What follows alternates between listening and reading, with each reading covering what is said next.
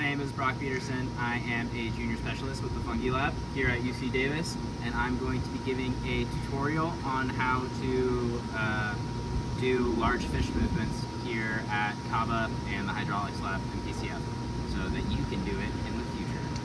Alright, step one, so you've had your truck backed up to your trailer, you've lined up your ball to your hitch socket, and we are going to just drop the trailer onto the ball. So you want to make sure it's nice and lined up.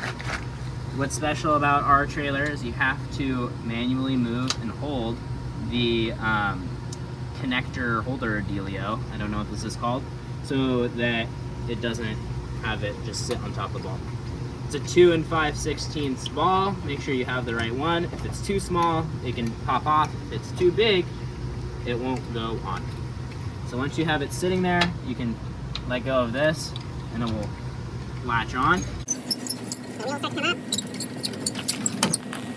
We have our wheel all pinned in. We just put it in here. And then we'll get our trailer secure. First thing you want to do is make sure you have a bolt and a nut or an actual trailer pin to secure our locking device. It doesn't have to be super tight, just enough so that this doesn't pop open and the trailer doesn't pop off. Then always connect your chains. You want to cross them from one side to the other. Luckily with this trailer and chain setup, it doesn't drag, but if it does end up dragging, just twist your chain before you connect it so that it's off the ground. You don't want to cause sparks and cause a fire. Lock that. And then we always want to hook up our trailer lights. Just goes into the regular connector like so. Remember, you're working around water with electricity. Try not to get too wet, electrocute yourself. Our trailer is all connected. So, we're getting ready to move some fish. There's a few things to keep in mind, just like if you're doing an experiment or anything like that. We want to make sure our DO is at an adequate level. So for us, that's going to be above 8 milligrams per liter. We want to make sure that our temperatures are good. That is going to have to do with what temperature you're coming from and what temperature you're going to. And remember that you have to maintain that temperature as well. If you are outside of the 2-degree range, you're going to have temperature shock during your transport. So make sure that you're having a good temperature where you're coming from, a good temperature in the transport trailer, and that your receiving tank is at that same temperature. When we're putting fish into the tank, we can't just remember the stocking density of the tank that you're going to. You have to remember that you have to have an adequate stocking density inside your transport tank. So don't overstock your transport tank. You're going to have high levels of stress, your DO is going to crash, and you will have an unsuccessful transport. So make sure that you're keeping your stocking to a minimum. And then remember that you're driving with live precious cargo. Drive slowly, avoid bumps. If you can't focus, don't listen to music, and just drive with extra caution. If you don't feel comfortable backing up a trailer without live fish in it, don't back up a trailer with live fish in it. Yeah, that's all. We've pulled up between shelter 1 and shelter 2. We're going to fill our tank with well water. You want to open this valve so that there's not a bunch of high pressure water going in to the hose before you turn on the well, because then it'll shoot right off. You're going to open this up enough, make sure that it is closed and secure. We have to secure the back of our trailer. Ours is not perfect, like everything in the lab, so we have to use some washers to secure it. We slide our washers in like that, get them nice and snug, and then pull up on the lever and use a hammer to get it. And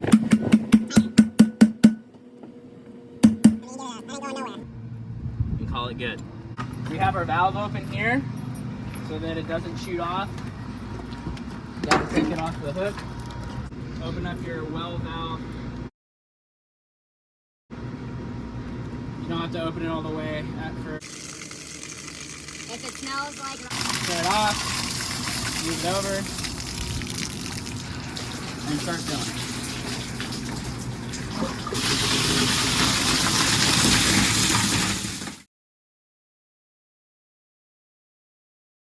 saying. The Can I do the voiceover first?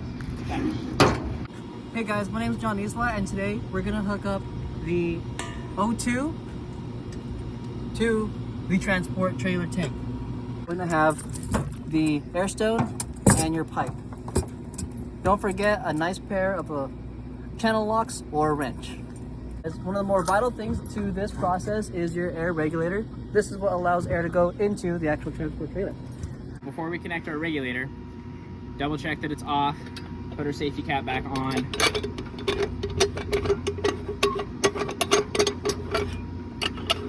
Now this specific safety cap is to be used for when you're actively using the tank. There's safety caps that are for when the tank's just being stored, because it has this deal that hooks up so you can take stuff off and put stuff on. So we're going to connect our regulator. Our nozzle bit goes into the outlet. Righty-tighty.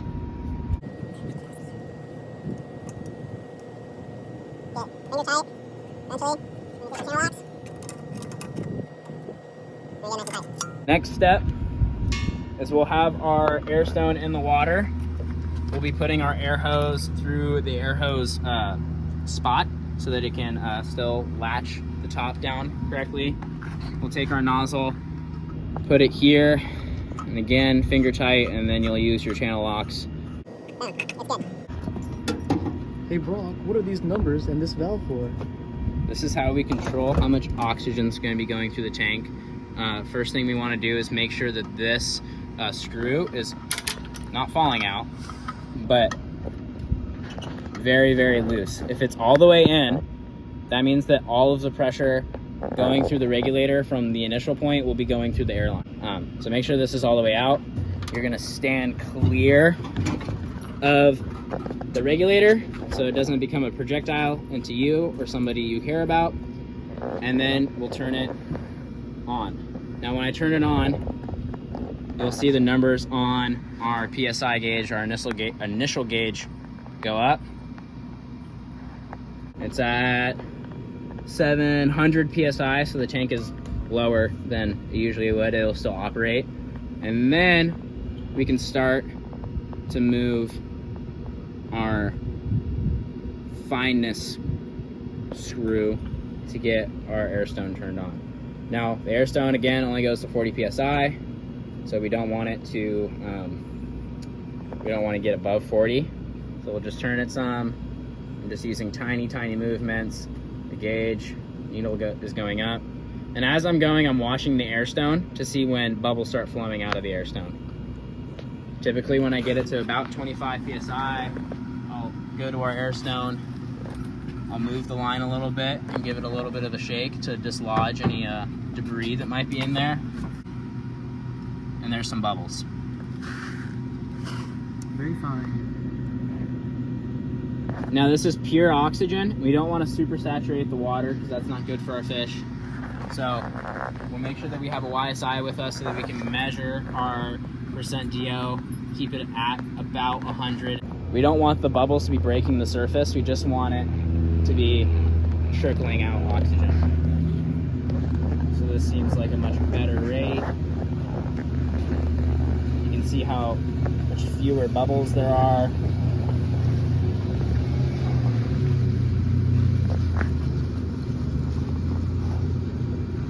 And if I were moving fish, I would be checking the DO right now, making sure that it's not above 100. If it's above 100, I'll turn it off, get our fish loaded in, and then I'll check DO again before transport. Before we drive away, take our safety cap, put it over the top of our nozzle, drop it down, and now it's ready to go.